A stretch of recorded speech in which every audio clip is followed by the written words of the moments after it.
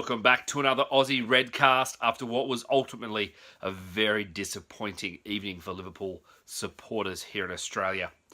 I must say the evening started off positively enough. We'd had Salah making some beautiful runs down the right-hand side. We'd had the defence looking somewhat shaky, but not as ridiculous as they have in the past. With Klavan in there instead of Dejan Lovren, and Matip looking relatively sure at the back to begin with. And then as the game developed, looking all the more like people who were trying to remind us that perhaps we should have reinforced at the back in the last transfer window.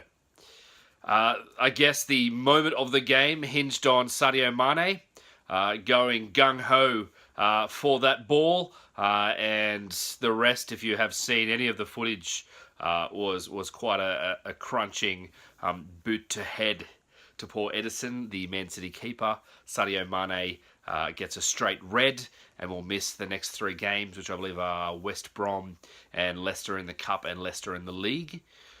So disappointing there. Lots of controversy with many pundits and former players coming out and saying they don't think it should have been a red. The people I was watching it with said it was a Stonewall red. I'm going to sit on the fence on this one. I can understand completely why the ref made the call that he did. At the same time, I feel pretty hard done by. I think Sadio Mane should as well. Put it this way. A split second earlier, he's got the ball first. The keeper takes him out. The keeper receives a red card for taking out the last defender.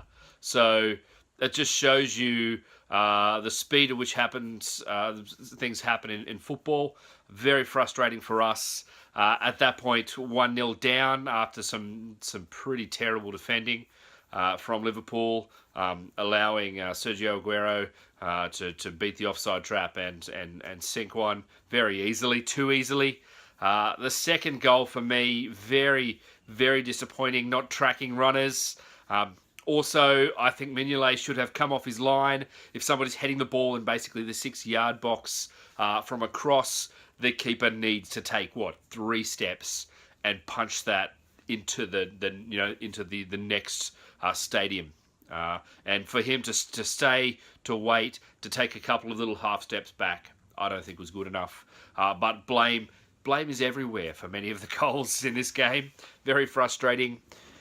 Ultimately, I could go into details about everything to do with the game. I don't want to do that. People will bisect and dissect every single little aspect of these games, especially when Liverpool loses. I don't want to do that in this podcast. I just want to give my general thoughts. One thing that I thought about, and it often it rings quite true, what we do when we're supporting our team is we often think of the other team as kind of passive. We're very sure to come down and say, that was terrible defending by Liverpool, and not give the credit to the other team for maybe beating our player, and that's just that was going to happen. And if you switch sides, we'd be roaring about how good our attack was, and not thinking and not saying, "Oh, that was poor defending." So I think that very, very easy to do that in this game because there were times when we just weren't good enough. In midfield, there was no bite whatsoever. We had Emre Can nowhere near his best. Henderson, I thought had a woeful game. Gini, another wishy-washy kind of type performance. However, really, at the end of the day, we're down to 10 men for 55 minutes against Man City at Man City. Man City have the most expensive football team in the world. They're bringing on Leroy Sané, who scores 2 beautiful goals. First goal, not enough credit given for how tight that angle was and how he's managed to get near post. Beautiful. And then an absolute worldie. You can't be, maybe we should have stopped that ball going to him, but at the same time, a beautiful, absolute, just top corner curling effort from the young player who Man City paid a lot of money for. Yeah, five goals, disappointing. Always disappointing. That's the 3rd time out the last 50 years we've conceded 5 goals in a defeat. So that's very disappointing. But at the same time, extenuating circumstances. I'm sure that the players were just as shell-shocked as most of the supporters by Mane going off. And really we're going to struggle from that point onwards. So now the main thing we've got to do is take perspective. Sevilla is coming. They're playing us on Wednesday night. It's Champions League football. It's back at Anfield.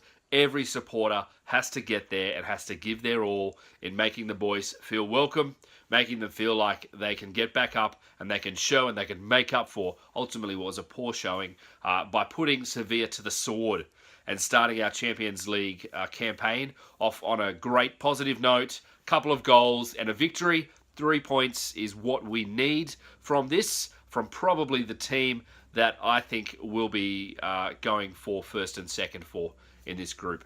That's just my opinion, obviously. So, thanks for watching.